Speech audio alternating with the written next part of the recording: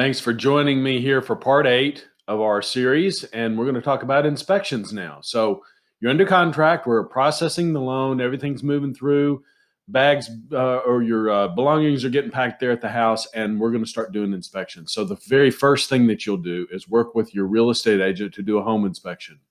This is the nuts and bolts inspection of your property, wherein a trained professional, probably licensed in trades, but has some training in home inspections, goes in and, man, they get after it. They really are looking for the details, the minor details of the property and the function of the mechanicals, what's going on with the roof, what's going on in the crawl space. They get up in the attic. They test all of the mechanicals, plumbing, electricity, as well as heating and air conditioning. Oftentimes in this area in Middle Tennessee, we'll do a radon test as a part of that, usually an add-on, but probably a good idea to test the radon gas emissions and see if your home needs to be vented in some way. So that process winds up, that's a day long or about a half a day process. And then you'll get an extensive report from that inspector that you go back to your real estate agent with and begin to talk about how you want to negotiate those repairs with the seller. So usually there's some compromise there. You'll get a few things fixed and may have to do a few things on your own, a little give and take, but everything always works out. So we move on then, and if we've got enough time, we try to stagger these two, but sometimes we have to do them together. We'll move on to the appraisal inspection. So this is an inspection that is required by the lending institution, and we have to go in and do an extensive valuation of the property. So we order the appraisal, and that goes out to a random pool of appraisers that's picked up, and then that appraiser will go out, make an appointment, and go out and inspect the property in most cases.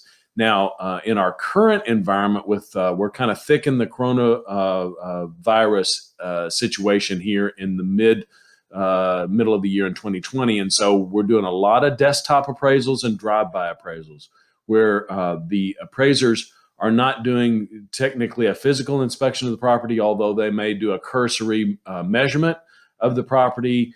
There also may be some accommodations to do a physical inspection, but a lot of that work is done on the internet and through interviews with the agent and possibly the homeowner to understand what's going on in the property and what upgrades have been done and so forth. So typically, though, that's going to be an in-person inspection.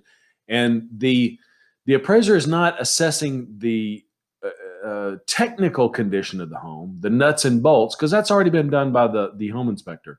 But the appraiser is going to go in and value the home based on fit and finish, and more importantly than anything, recent comparable sales in the area in the last few months. And so a lot of their valuation is done on the internet and looking at homes that have sold recently in the last 3 to 6 months in the close proximity to the subject property.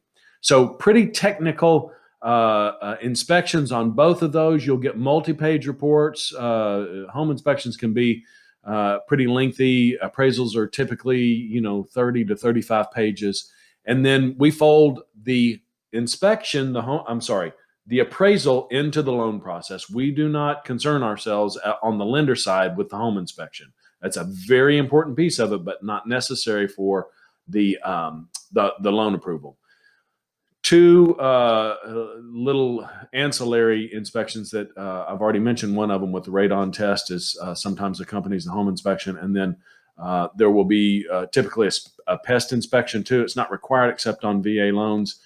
In normal circumstances, but everybody, at least in our area, gets a pest inspection to see if there's any termite damage and what needs to be done, what the treatment history is, and so forth. So that kind of wraps up the inspection piece of it. We pull the appraisal into the process, and we do an underwrite on the appraisal to make sure that it meets our criteria, and then we fold that value into the loan file.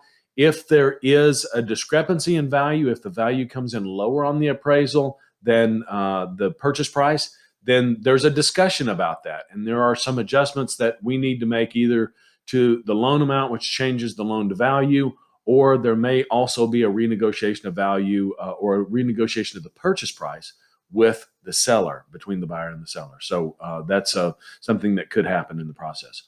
But we fold those in and complete the loan process and come in with a clear to close. So the underwriter issues a final approval on the loan, and that's going to take us to the next step, which is going to be video number 9 on the closing process. So stay tuned.